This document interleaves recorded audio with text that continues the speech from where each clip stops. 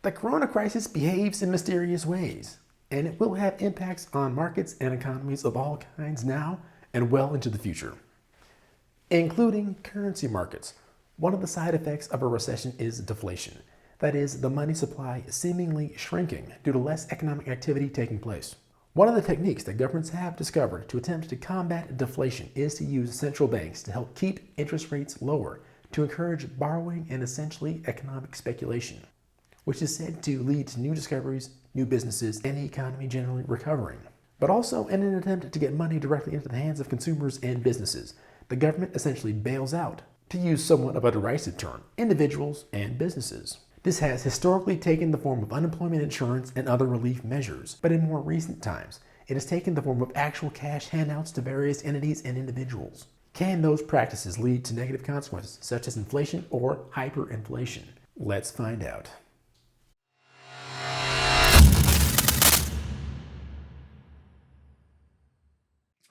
What's up, you guys? You're watching BTB Fusion, where it's our mission to inspire you to take imperfect action on your finances and business through the power of technology.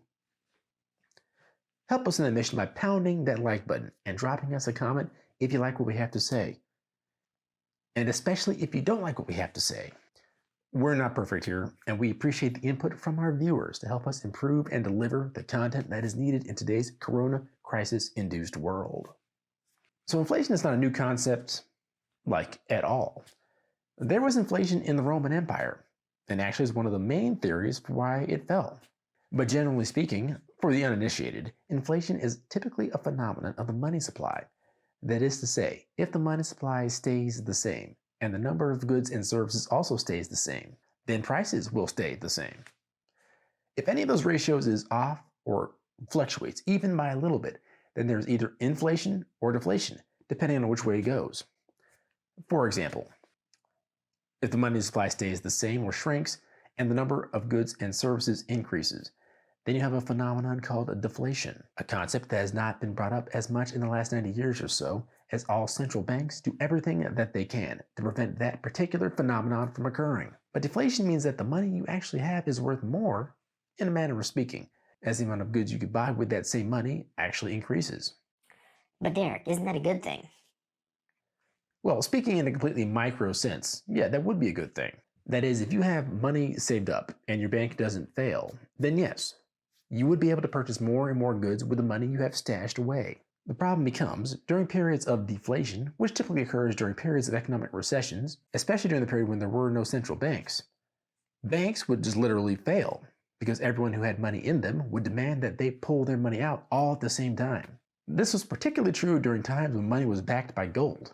Everyone would demand that their banker give them their share of gold all at the same time, which was what people would get when they handed them a bank note. And people would do this all at the same time. And for the most part, most banks simply weren't able to fulfill this request of everybody at the same time. That's because most banks operate on a principle called fractional reserves. In other words, they only have a certain percentage of the money that they actually loan out to other people at any one time. So if everybody requests that they pull all their money out of the bank all at the same time, then a bank typically will not have all of that cash on hand. What used to happen was they would pay who they could, and then they would just fail, and nobody else would get a dime. Essentially what would happen is you try to sprint to your bank as fast as you could, so you get your money out first before the whole thing shuts down. Imagine this happens over and over throughout an economy. Imagine how that would affect businesses and people and their ability to pay with money. What that would mean is that people couldn't pay for groceries or other goods or services, and the businesses that would have paid that provide those goods and or services must then cut their prices in a desperate mad dash effort to sell just about anything. Those same businesses then cannot pay their creditors, often banks and other businesses.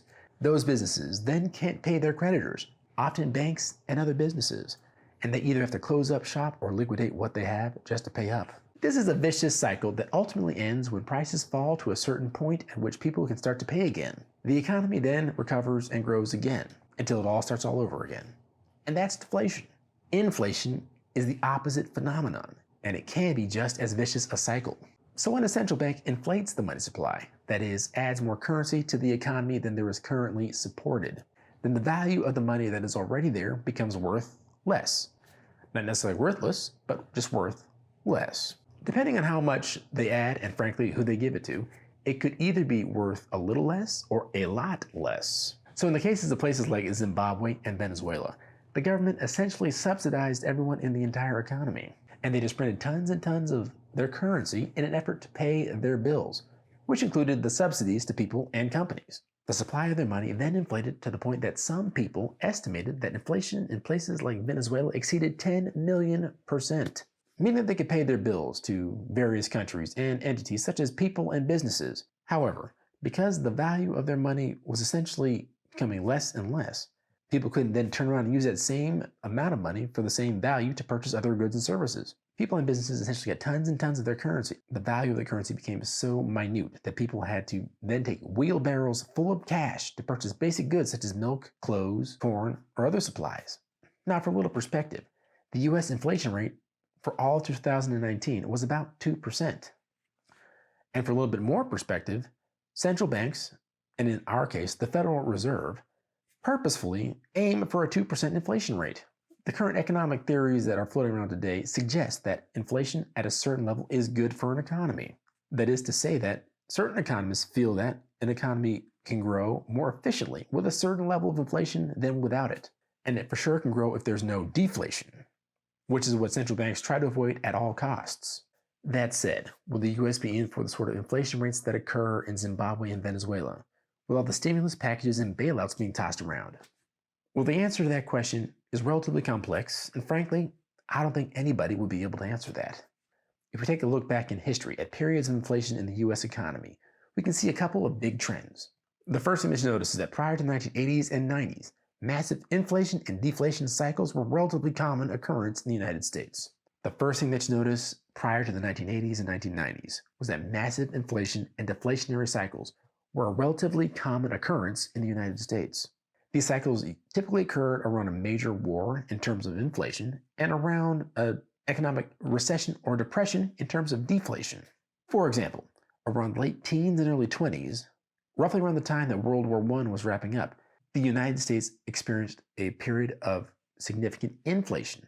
In other words, 20% inflation. And you'll notice that during the start of the Great Depression, deflation was a major problem as well.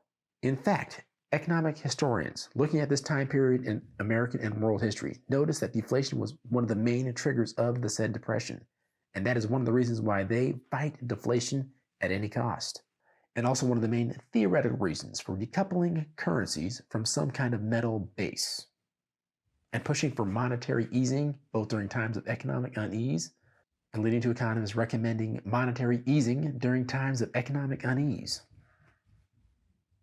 It's thought that if your currency is pegged to a metal, it becomes that much harder to pour money into an economy to keep it going, should times get tough.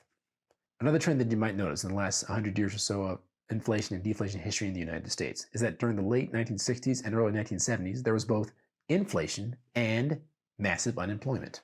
This is what economists refer to as stagflation, meaning that people didn't have jobs and prices were still rising, setting them further and further behind. The only way that the United States got out of this mess was stiff interest rates in the 1980s. And ever since then, inflation has been under control more or less. And that includes the last big economic catastrophe, the Great Recession. A lot of folks remember that period in history as it was only 11 years ago. But at the time, a ton of people thought that hyperinflation was going to occur and that the US dollar was essentially going to be worthless thanks to all the bailouts that occurred during that time, both by the Bush presidency and the Obama presidency. If you remember, at the time, buying gold was the in thing to do. And people were buying gold safes, gold bars, gold coins, any gold that they could get their hands on, as they thought there was going to be runaway, out of control inflation and that they would profit by holding on to this gold. Well, 5 years into it, people couldn't get rid of their gold fast enough, as they realized it was essentially a terrible investment. It kind of sits there in your safe and you have to take care of it. If your bank doesn't hold it, you have to bury it in your backyard or something of that nature. And add to the fact that the inflation rate remained relatively steady, a lot of people just figured it's not worth it, and the price of gold essentially plummeted. Just a quick sidebar for you gold bugs and or cryptocurrency enthusiasts. I'm not saying buying either of those things is actually a bad investment.